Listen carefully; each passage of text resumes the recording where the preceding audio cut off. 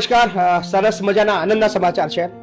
આપ તમામ મિત્રો જાણો છો કે ગઈ 25 તારીખે આપણે 25 દીકરીઓનો સમૂહ લગ્ન કર્યો હતો. 25 તારીખ હતી, દીકરીઓ પણ 25 હતી.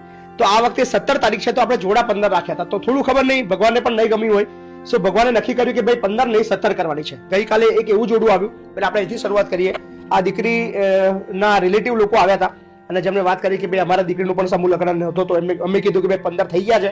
પણ પછી વિચાર આવ્યો કે યાર 17 તારીખ છે તો જોડા 17 કેમ ના થાય. સો આપણે એમને હા પાડી દીધી. આ દીકરીનું નામ છે હેતલ. હેતલ કયા ગામની છો બેટા? ટીમ્બા. અને હેતલના મમ્મી અને પપ્પા કોઈ નથી, કોઈ નથી. અને હેતલના જે પપ્પા છે એ 10 વર્ષ પહેલા અટેક આવે તો એક્સપાયર થઈ ગયા હતા. એની જે મમ્મી હતી એ તો જ્યારે બહુ નાની હતી ત્યારે જ એમને મૂકીને ભાગી ગઈ હતી.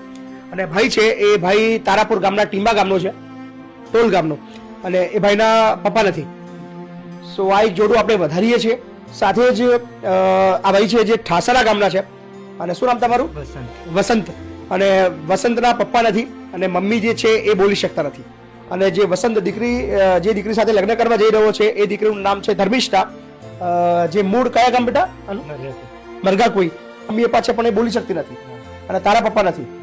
સો 2 જોડા આપણે ઉમેરી રહ્યા છીએ કારણ કે ખૂબ જરૂરિયાતવાળા છે. અને જે સક્ષમ છે એમના માટે તો બહુ બધા લોકો છે, પણ આવા લોકો છે એની માટે કોઈ લોકો નથી. સો આપણે બધાએ આ બાબતની અંદર મદદ કરીને આવા લોકોને આગળ લાવવાના છે. સો માતા પિતા વગરની દીકરી, પિતા વગરનો દીકરો, સાથે જ પિતા વગરનો દીકરો અને જે બોલી શકતી નથી, સાંભળી પણ નથી શકતી એવી દીકરીના લગ્ન.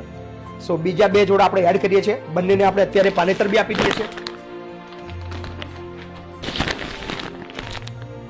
સો આ 2 પાનેતર એડ થઈ રહ્યા છે.